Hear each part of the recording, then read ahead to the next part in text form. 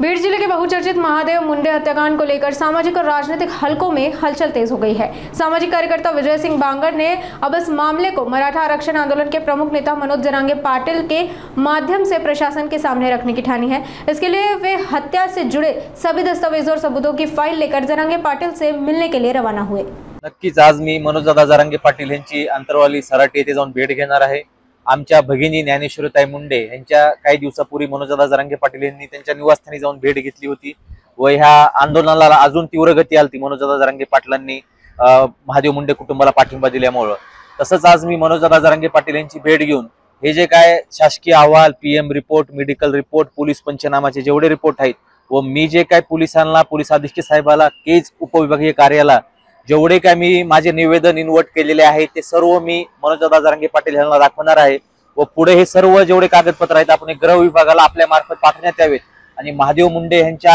आरोपींना तात्काळ अटक करण्यात यावी ही मी मागणी करणार आहे। व आपल्या सर्व बीड जिल्ह्याला माहित आहे, परळीमध्ये घराघरे माहित आहे की महादेव मुंडे यांची हत्या वाल्मिक कराड व त्याचा मुलगा सुशील कराड, श्री कराड यांनी केलेली आहे व यांच्या टोळीतील गोट्या गीते सायको किलर यांनी मिळून हा सगळा महादेव मुंडेची एकदम क्रूर हत्या केलेली आहे। महादेव मुंडे कुटुंबाला न्याय मिळण्यासाठी बीड जिल्ह्यातील जेवढे समाजसेवक आहेत, मनोजदादा जरांगे पाटील असतील, जसंच आपले बारगजे दादा असतील समाजसेवक, असे मी सगळ्या समाजसेवकांना